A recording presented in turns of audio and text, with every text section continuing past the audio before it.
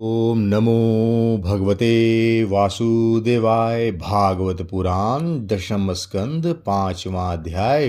गोकुल में भगवान का जन्म महोत्सव। श्री सुखदेव जी कहते हैं, परीक्षित, नंद बाबा बड़े मनस्वी और उदार थे।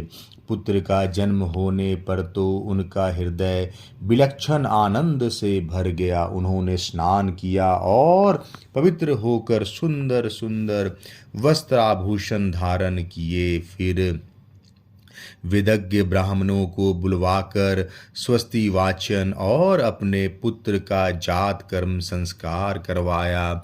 साथ ही देवता और पितरों की विधि पूर्वक पूजा भी करवाई। उन्होंने ब्राह्मणों को वस्त्र और आभूषणों से सुसज्जित 2 लाख गौएं दान की। रत्नों और सुनहले वस्त्रों से ढके हुए तिल के 7 पहाड़ दान किए।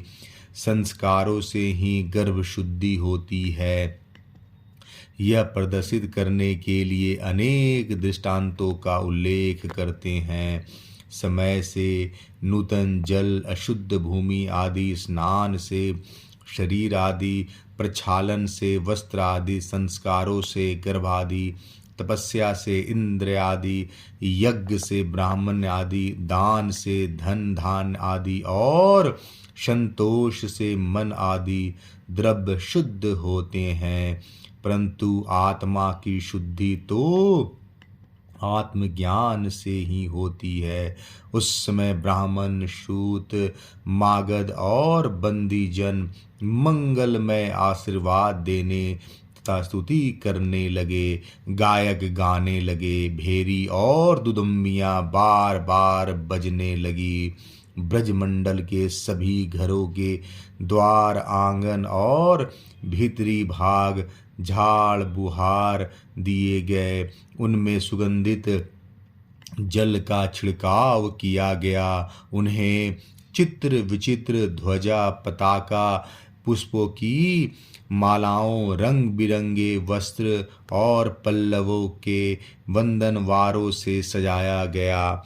गाय, बैल और बछड़ों के अंगों में हल्दी तेल का लेप कर दिया गया और उन्हें गेरू आदि रंगीन धातुएं, मोर पंख, फूलों के हार, तरह तरह के सुंदर वस्त्र और सोने की जंजीरों से सजा दिया गया। परीक्षित, सभी ग्वाल बहुमूल्य वस्त्र, गहने, अंगरखे और पगड़ियों से सुसज्जित होकर और अपने हाथों में भेंट की बहुत सी सामग्रियां ले लेकर नंद बाबा के घर आए। यशोदा जी के पुत्र हुआ है, यह सुनकर गोपियों को भी बड़ा आनंद हुआ। उन्होंने सुंदर सुंदर वस्त्र, आभूषण और अंजन आदि से अपना श्रृंगार किया। गोपियों के मुख कमल बड़े ही सुंदर जान पड़ते थे। उन पर लगी हुई कुमकुम ऐसी लगती मानो कमल की केसर हो। उनके नितंब बड़े बड़े थे। वे भेंट की सामग्री ले लेकर जल्दी जल्दी यशोदा जी के पास चली। उस समय उनके पयोधर हिल रहे थे। गोपियों के कानों में चमकती हुई मणियों के कुंडल झिलमिला रहे थे।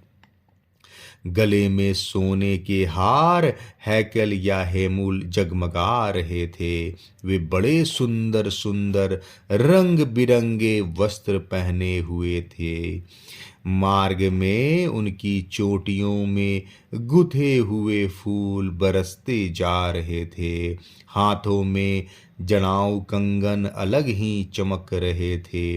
उनके कानों के कुंडल, पयोधर और हार हिलते जाते थे। इस प्रकार नंद बाबा के घर जाते समय उनकी शोभा बड़ी अनूठी जान पड़ती थी। नंद बाबा के घर जाकर वे नवजात शिशु को आशीर्वाद देती, यह चिरंजीवी हो भगवन, इसकी रक्षा करो, और लोगों पर हल्दी तेल से मिला हुआ पानी छिड़क देती और ऊंचे स्वर से मंगल गान करती थी। भगवान श्री कृष्ण समस्त जगत के एकमात्र स्वामी हैं। उनके ऐश्वर्य, माधुर्य, वात्सल सभी अनंत हैं। वे जब नंद बाबा के ब्रज में प्रकट हुए उस समय उनके जन्म का महान उत्सव मनाया गया। उसमें बड़े बड़े विचित्र और मंगलमय बाजे बजाए जाने लगे। आनंद से मत वाले होकर गोपगण एक दूसरे पर दही, दूध, घी और पानी उड़ेलने लगे, एक दूसरे के मुंह पर मक्खन मलने लगे और मक्खन फेंक फेंक कर आनंद उत्सव मनाने लगे। नंद बाबा स्वभाव से ही परम उदार और मनस्वी थे।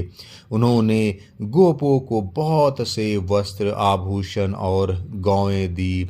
सूत, मागध, बंदी जनों, नृत्य, वाद आदि विद्याओं से अपना जीवन निर्वाह करने वालों तथा दूसरे गुणी जनों को भी नंद बाबा ने प्रसन्नता पूर्वक उनकी मुँह मांगी वस्तुएं देकर उनका यथोचित सत्कार किया।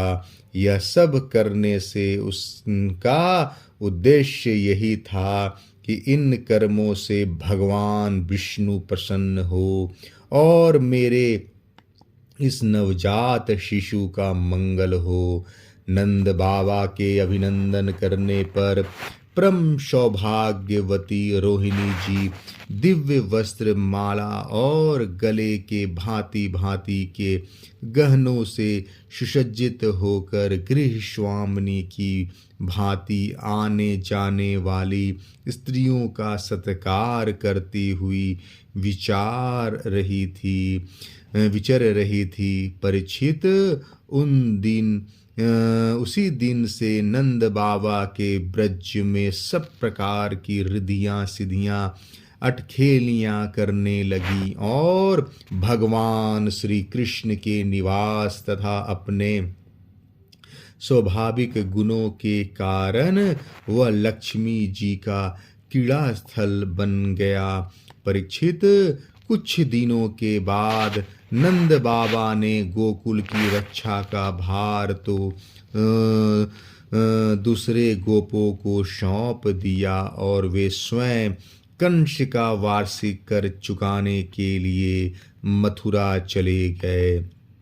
जब वसुदेव जी को यह मालूम हुआ कि हमारे भाई नंद जी मथुरा में आए हैं और राजा कंस को उसका कर भी दे चुके हैं, तब वे जहाँ नंद बाबा ठहरे हुए थे वहाँ गए। वसुदेव जी को देखते ही नंद जी सहसा उठकर खड़े हो गए और मानो मृतक शरीर में प्राण आ गया हो। उन्होंने बड़े प्रेम से अपने प्रियतम वसुदेव जी को दोनों हाथों से पकड़कर हृदय से लगा लिया। नंद बाबा उस समय प्रेम से विहल हो रहे थे। परीक्षित, नंद बाबा ने वसुदेव जी का बड़ा स्वागत सत्कार किया। वे आनंद पूर्वक आराम से बैठ गए। उस समय उनका चित्त अपने पुत्रों में लग रहा था। वे नंद बाबा से कुशल मंगल पूछकर कहने लगे।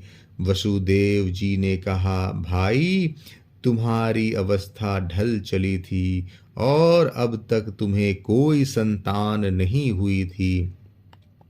यहाँ तक कि अब तुम्हें संतान की कोई आशा भी न थी। यह बड़े सौभाग्य की बात है कि अब तुम्हें संतान प्राप्त हो गई। यह भी बड़े आनंद का विषय है कि आज हम लोगों का मिलना हो गया। अपने प्रेमियों का मिलना भी बड़ा दुर्लभ है। इस संसार का चक्र ही ऐसा है। इसे तो एक प्रकार का पुनर्जन्म ही समझना चाहिए। जैसे नदी के प्रबल प्रवाह में बहते हुए बड़े और तिनके सदा एक साथ नहीं रह सकते, वैसे ही सगे संबंधी और प्रेमियों का भी एक स्थान पर रहना संभव नहीं है। यद्यपि वह सबको प्रिय लगता है, क्योंकि सबके प्रारब्ध कर्म अलग अलग होते हैं। आजकल तुम जिस महावन में अपने भाई बंधु और सब जनों के साथ रहते हो, उसमें जल घास और लता पत्रादि तो भरे पूरे हैं ना। वह वन पशुओं के लिए अनुकूल और सब प्रकार के रोगों से तो बचा है। भाई, मेरा लड़का अपनी माँ रोहिणी के साथ तुम्हारे ब्रज में रहता है। उसका लालन पालन तुम और यशोदा करते हो, इसलिए वह तो तुम्ही को अपने पिता माता मानता होगा। वह अच्छी तरह है ना। मनुष्यों के लिए ही धर्म अर्थ और काम शास्त्र विहित हैं, जिनमें उसके स्वजनों को सुख मिले। जिनसे केवल अपने को सुख मिलता है किंतु अपने स्वजनों को दुख मिलता है, वे धर्म अर्थ और काम हितकारी नहीं हैं।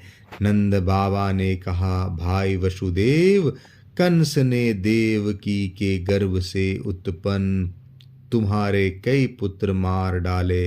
अंत में एक सबसे छोटी कन्या बच रही थी, वह भी स्वर्ग सिधार गई। इसमें संदेह नहीं है कि प्राणियों का सुख दुख भाग्य पर ही अवलंबित है।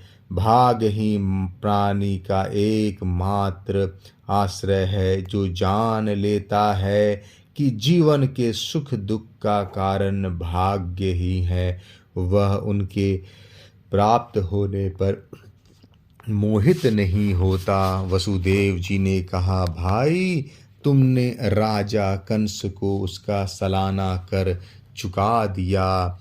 हम दोनों मिल भी चुके। अब तुम्हें यहाँ अधिक दिन नहीं ठहरना चाहिए, क्योंकि आजकल गोकुल में बड़े बड़े उत्पात हो रहे हैं। श्री सुखदेव जी कहते हैं, परीक्षित, जब वसुदेव जी ने इस प्रकार कहा, तब नंद आदि गोपों ने उनसे अनुमति ले बैलों से जुते हुए छकड़ों पर सवार होकर गोकुल की यात्रा की। 5वां अध्याय समाप्त। जय श्री कृष्णा।